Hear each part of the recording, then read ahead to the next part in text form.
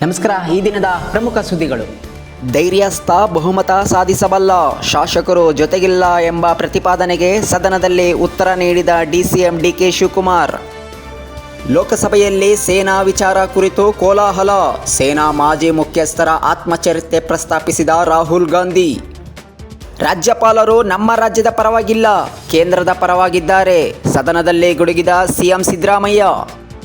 ಸುಂಕಕ್ಕೆ ಶೇಕಡ 18 ಕಡಿತ, ಮೋದಿ ಜೊತೆ ದೂರವಾಣಿ ಸಂಪರ್ಕ ಮಾಡಿದ್ದೇನೆ, ವ್ಯಾಪಾರ ಒಪ್ಪಂದ ಅಂತಿಮ ಎಂದ ಅಮೆರಿಕದ ಅಧ್ಯಕ್ಷ.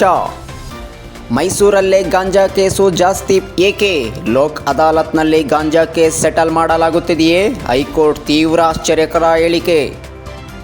ಬೆಂಗಳೂರಿನಲ್ಲಿ ಕಳ್ಳರ ಹಾವಳಿ ಹೆಚ್ಚು, ಸಿನಿಮಾ ಸ್ಟೈಲ್ನಲ್ಲಿ ಸ್ಕೂಟರ್ ಬೆನ್ನಟ್ಟಿ 31.30 ಲಕ್ಷ ಜೋತಿದ ದುಷ್ಕರ್ಮಿಗಳು. ರಾಜ್ಯದಲ್ಲಿ 370 ಬಾಂಗ್ಲಾ ಪ್ರಜೆಗಳು ಪತ್ತೆ, ಈ ಪೈಕಿ 196 ಜನರನ್ನು ಈಗಾಗಲೇ ಗಡೀಪಾರು. ರಾಜ್ಯದಲ್ಲಿ ಕಟ್ಟುನಿಟ್ಟಿನ ನಿಗಾ ವಹಿಸಲು ಸೂಚನೆ, ಇಲಾಖೆಯಲ್ಲಿ ಪ್ರತ್ಯೇಕ ಕಾರ್ಯಪಡೆ ರಚನೆ. ಗೃಹ ಸಚಿವ ಜಿ ಪರಮೇಶ್ವರ್ ಹೇಳಿಕೆ. 12ನೇ ಶತಮಾನದ ಶಿವಶರಣರನ್ನು ಪೂಜಿಸಿ, ಜೀವಂತ ಇರುವ ಸ್ವಾಮೀಜಿಗಳ ಭಾವಚಿತ್ರಗಳನ್ನು ಮನೆಯಲ್ಲೇ ಇಟ್ಟು ಪೂಜಿಸಬೇಡಿ. ಮೂಡಲಗಿ ಬೋವಿ ಗುರುಪೀಠದ ಕೃಷ್ಣಪ್ಪ ಸ್ವಾಮೀಜಿ ಹೇಳಿಕೆ.